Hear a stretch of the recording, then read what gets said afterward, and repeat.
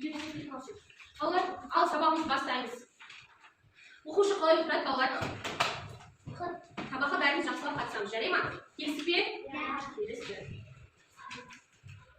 Балалар, ыстық жүрек деген ойынды білеміз бе бәріміз?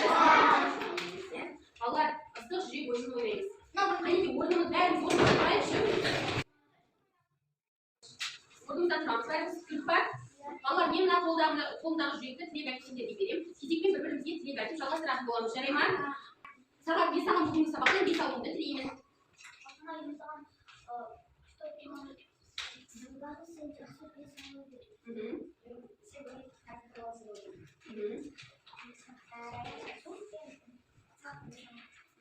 Қанекей, айта ғой. Ақжанға бересің? Сен бүгін сабақтан келсің. Сен көп сабақтан келсің. Денсаулығың мықты болсын, е? Айсұлтан, алды қара.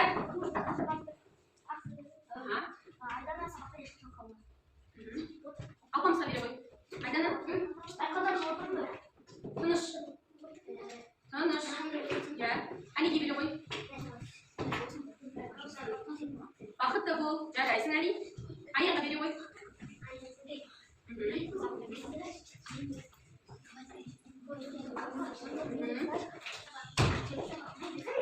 Хайрулла, сен Хайырге бере ғой. Хайыр. Беске оқы. Ержанға. Айшаға. Тыныш. Хамид. Жанға бере ғой.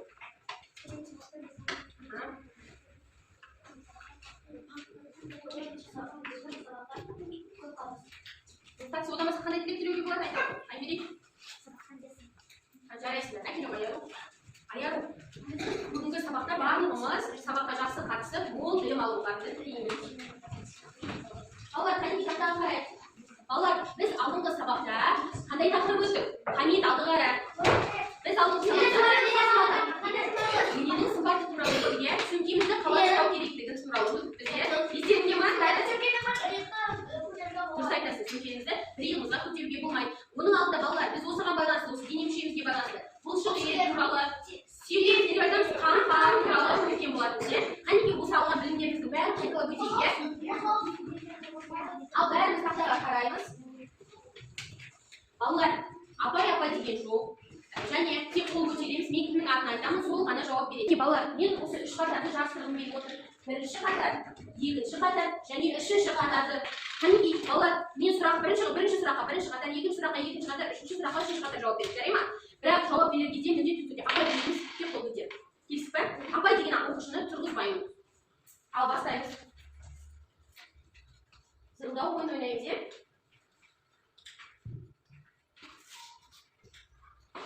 Қабырғамызды түйгенде, қабағымызды түйгенде неше бұлшық еттің жұмыс жасайды? Бірінші қатар жауап береді. Біз алдында күлгенде, күлімсірегенде қанша бұлшық ет жұмыс жасайды туралы үйрендік, е? Айын не дейді? Айтамыз, е? Қабағымызға түйгенде.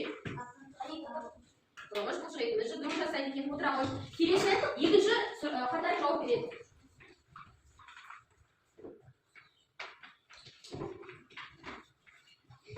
Бұлшық ет деген не? Апамыз. Бұлшық ет сүйіп балалар? Жоқ, тыныш. Бірінші қатар, екінші қатарда кім жауап береді? Бұлшық ет дегеніміз не? Бұлшық ет дегеніміз адамның бүкіл жердегі қозғалатын қозғалысқа жеткізетін денедегі еттерді осы бұлшық ет деп айтады екенбіз, е? Келесі үшінші қатар жауап береді.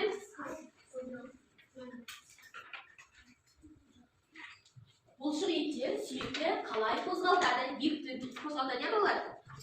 Жанып, айта ғой, қалай қозғалтады сүйекті? Бірінші, сигнал береді, сүйекті бұлшық етке бар, бұлшық етке қозғалтады. Сүйекті қозғалтады. Сүйекті қозғалтады. Балалар, білесің, естеріңде ма? Есіңдерге қолдың пакетін көрсеттім, е балалар? Бұлшық етіміздің қозғалуы туралы көрсеттім бе? Сүйектің қозғалуы туралы көрсеттім. Ал егер бізде тек сүйек қана болатын болса, бұлшық етіміз болмаса, онда біз қозғалтамыз. Жоқ, қозғалтамаймыз, е? Біз қарайындар, балалар. Үшінші қатарға, екінші қатар, бірінші қатар бәріміз тыңдаймыз, балалар. Қараңдар, мынау менің қолым. Бұлшық ет қазір есеп тұр, жазық ұзын, дұрыс айтасыз, ұзын күйінде тұр, е? Ал енді мен қолым жинадым, бұлшық ет не істеді? Қысқарып, бір жерге не істеді? Жиналды. Ұмытпайды, жарай ма?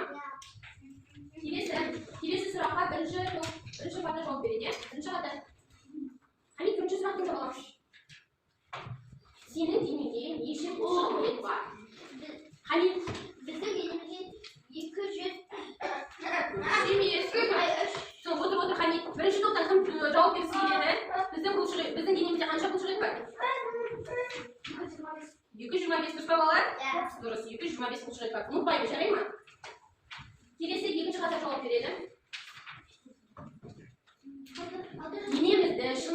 жаттығу жасаған біздің денсаулығымызға қандай зиянды әсері бар ма, не пайдалы әсері бар ма?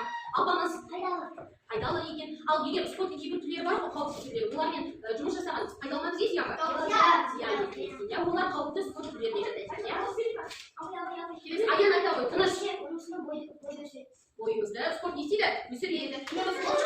Денемізді шынықтырады. Қолымыз созылады. Айдан айта ғой. Айдана не айтқым келді? Айта ғой. Спортпен айналысудың қандай пайдасы бар екен? Күшіміз көп болады екен. Жарайсыздар. Енді соңғы сұраққа үшінші қатар жауап береді. Тыныш.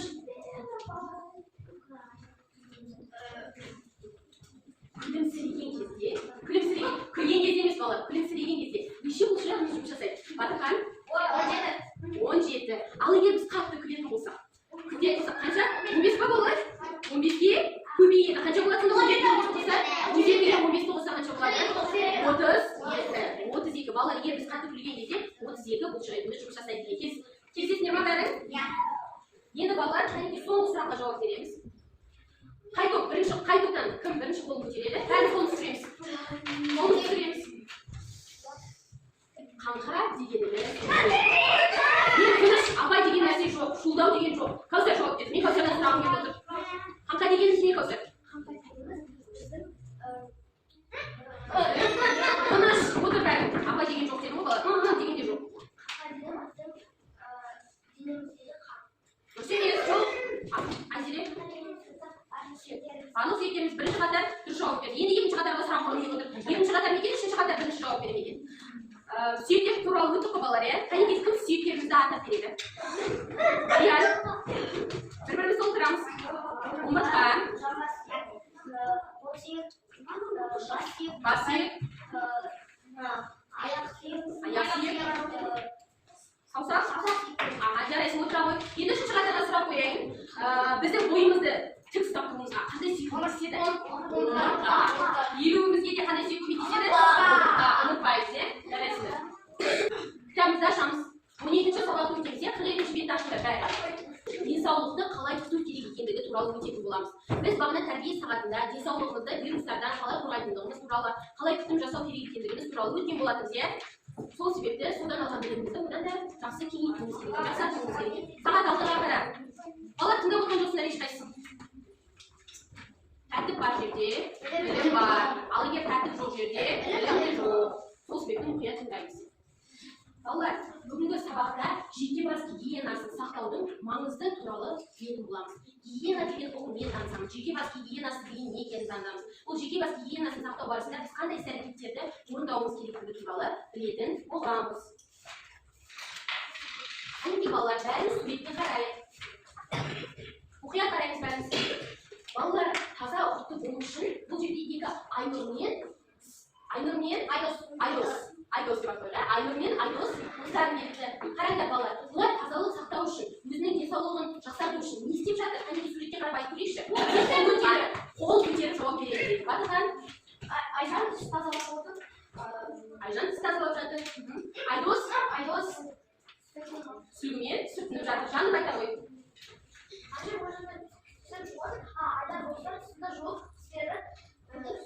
Сүртіп жатыр екен. Отыра ғой. Балалар, енді сендерге сұрақ.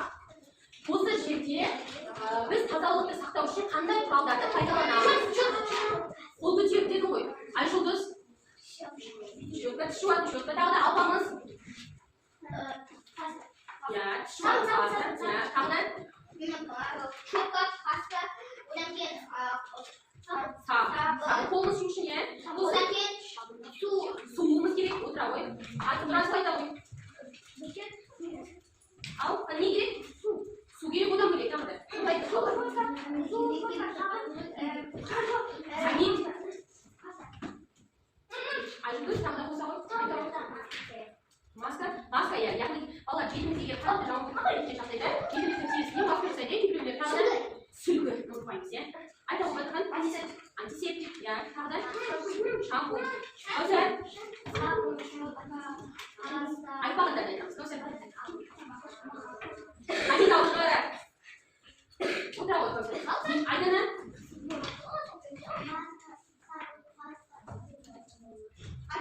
Айтқан нәрсе Супер. Отыр. Балалар, мысалы енді біздің Айжан өзінің қазір тазалық ісін тазарту үшін екі құрал пайдаланып жүр, иә? Олар қандай? Түшуар, және пастаны пайдаланып жүр екен. Ал мына Айнұрдың жанында тұрған сұйық су сабын, иә? Сұйық су сабынмен не істейміз балалар? Қолды жуамыз. Басында жуылады. Ал Айдос ол жуынып тазаланып бітті, иә балалар? Жуынып тазаланып біткеннен кейін міндетті түрде не істеуіміз керек? Айдос сияқты сүртінуіміз керек екен. Балалар, әрбір бала денсаулығының мықты болғанын қалайды.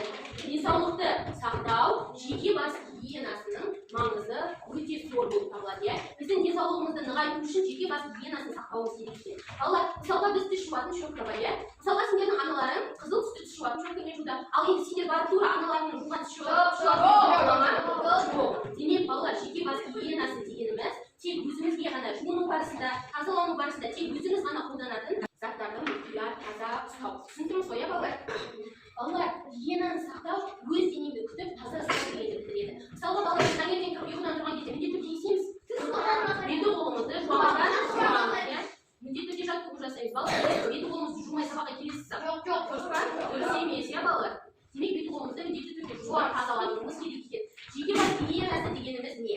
Жеке бас гигиенасы дене бітімін қадағалап, денені таза ұстау. Егер балалар біздің денеміздегі өзіміздің денсаулығымызды күтпесек, оған қалай болса солай қарайтын болсақ, онда біз мықты болып кәдімгідей жүре аламыз ба балалар? Жоқ. Еңбек ете аламыз ба балалар? Жоқ. Демек балалар, денсаулығымызды күтіп, сол жердегі міндетті түрде гигиеналық шарттарды орындауымыз керек екен, иә?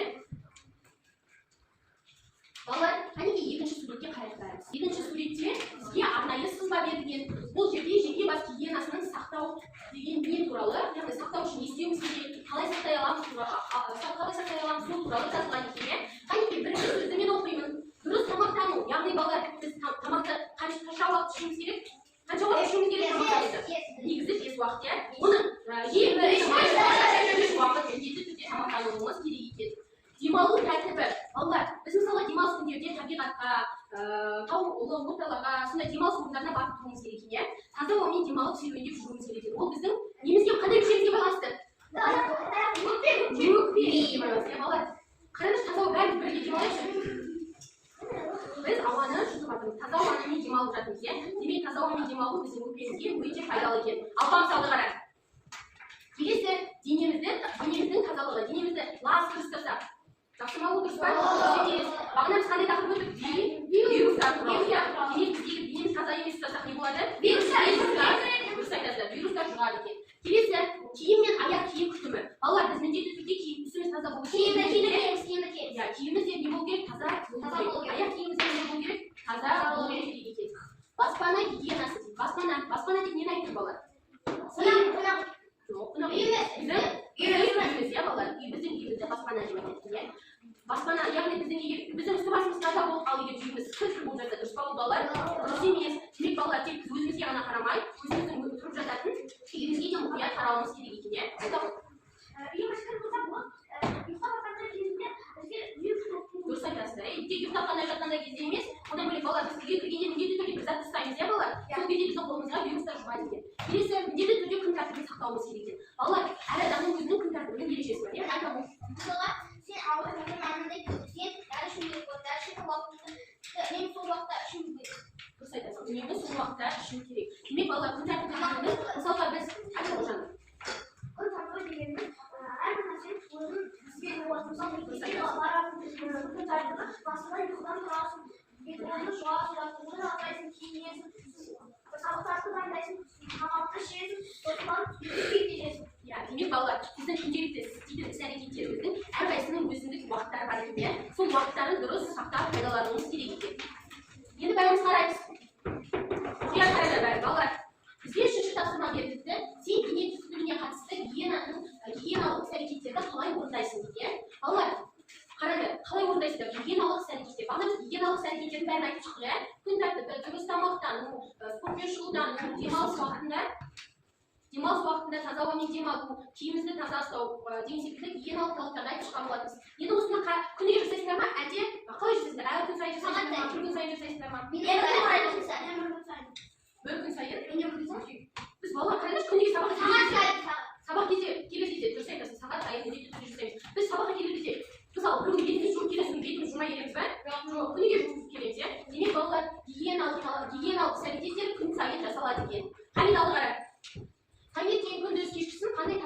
ережелерін сақтайсыңдар. Мінекей, кім айтады? Айта ғой. Сен таңертең беті қолын жуып пижамаңды алып тұру керек. Сөйтіп, шайды ішіп болған соң далаға оралған кезде андай сен андай қайта шай ішіп келгенде қолыңды жууың керек. Дұрыс айтасың, отыра ғой. Қолыңды да сабынмен жуу керек. Дұрыс айтасың. Ал балалар, кешке жақын жатар алдында қандай тазалық ережелерін сақтаймыз? Ой, Айдана айта ғой.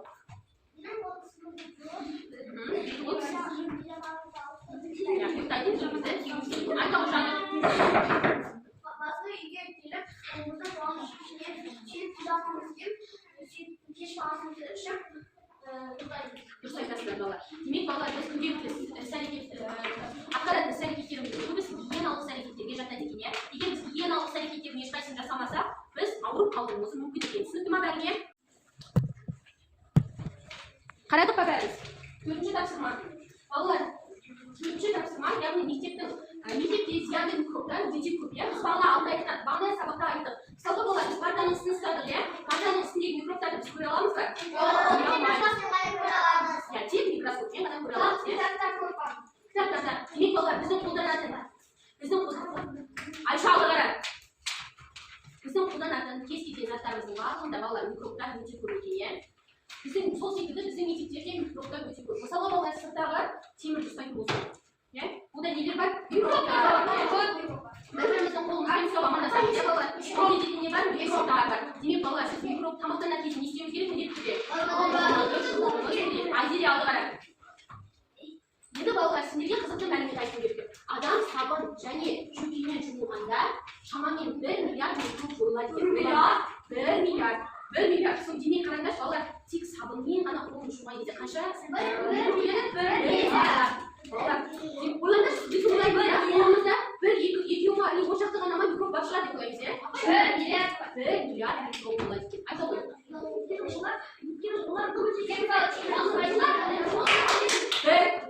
Қанит отыр. Өйткені олардың дұрыс айтасыздар. Балалар, өйткені олардың пішіндері өте кішкентай. Біз оны бағана немен көреміз дедік?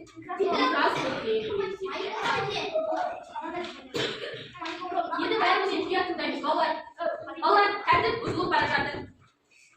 Тәртіп жоқ жерде. Мұқият тыңдаймыз. Жылдың суық мезгілінде өзіңді және туыстарыңды вирустық аурулардан қорғау керек. Балалар, қазіргі кезде тұмау вирустық ауру жүріп жатыр, иә. Карантин кезінде де бетперде киіп жүрдік. Карантин кезінде естеріңде ма балалар? Бүкіл адамдар бетперде киіп жүрді, иә. Қолдарымызды мұқият міндетті түрде жуып жүрдік. Айта ғой жаным.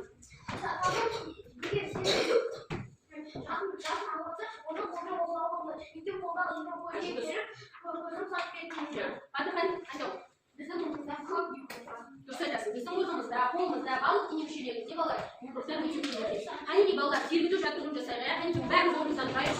Айша, сабаққа мұқият қарап отыр. Айзере алда қараймыз бәріміз.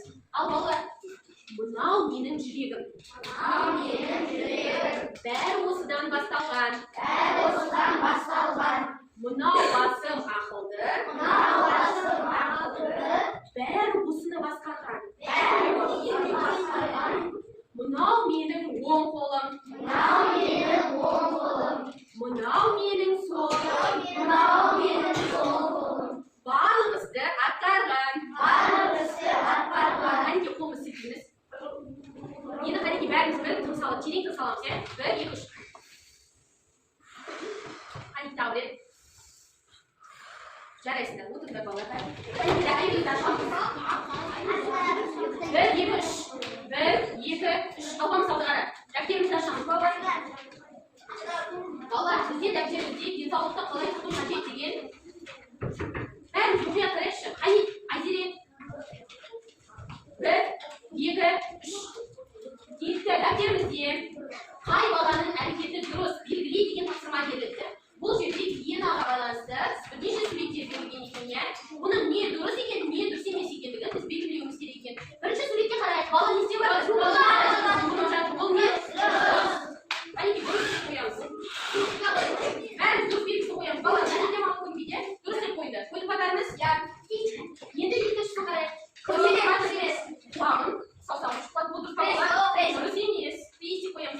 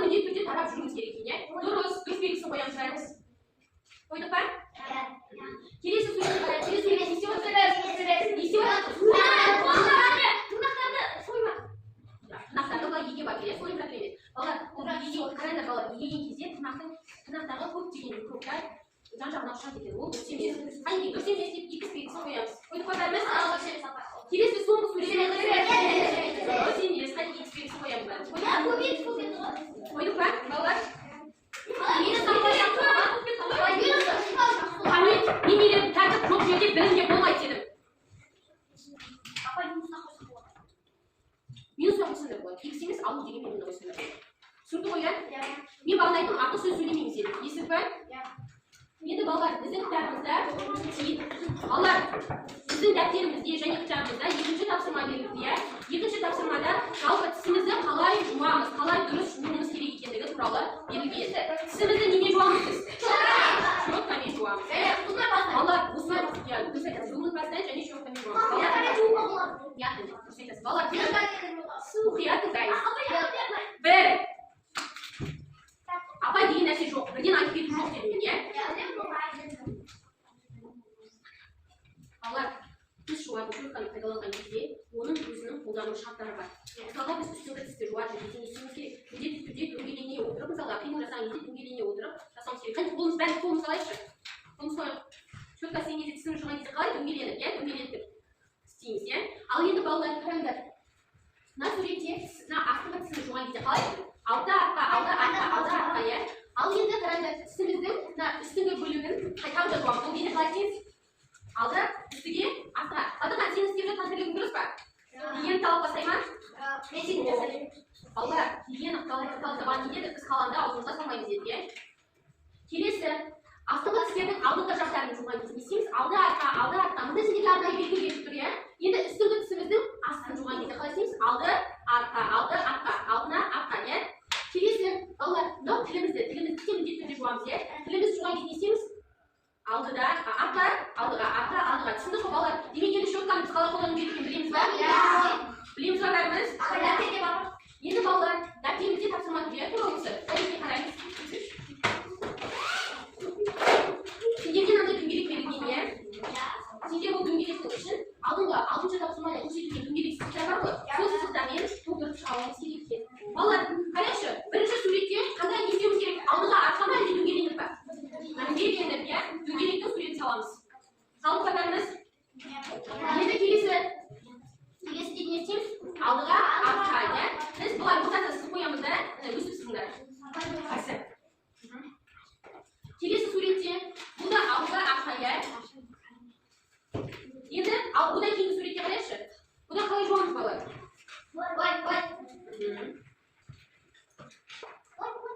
Енді одан кейінгісінде алдыға артқа, иә? Соңғысында қалай жуамыз балалар? Бәріміз бермейміз. Өздерінің кітаптарында да тұр, иә? Бөлек те салуға болады, бірге де салуға болады балалар. Бәріміз жас болып қоя балалар. Балалар, мен де жақсы маған назар аударайық. Суретті пайдаланып, сізді көрген ережесін түсіндік. Мына суреттер арқылы бір ереже шығаруымыз керек тіске байланысты. Кім айтып көреді? Айта қояйыныз. Көп тәтті жеуге болмайды. Жарайды, тағы кім қандай қаузар?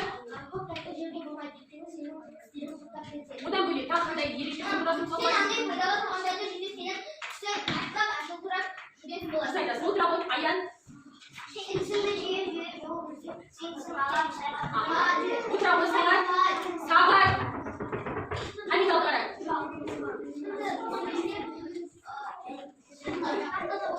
Сенді жуған кезде тап-таза болады. Тағы да қандай ереже? Жаным. Абылай сымалы қарай. Түсіп қалады. Ибарыз. Бір.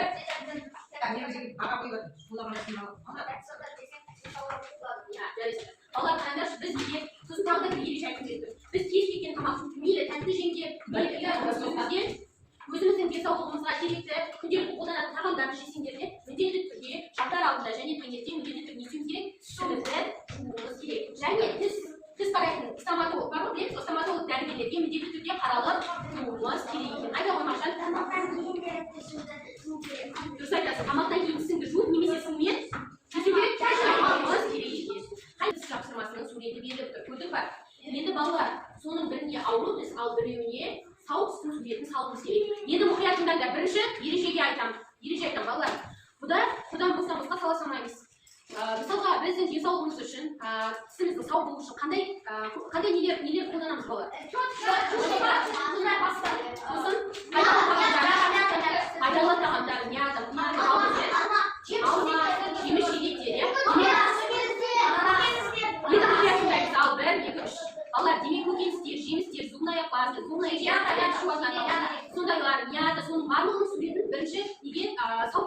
салат етеміз. Ал енді балалар бізде сау емессіздер. Олардың ішінде тәтті заттар,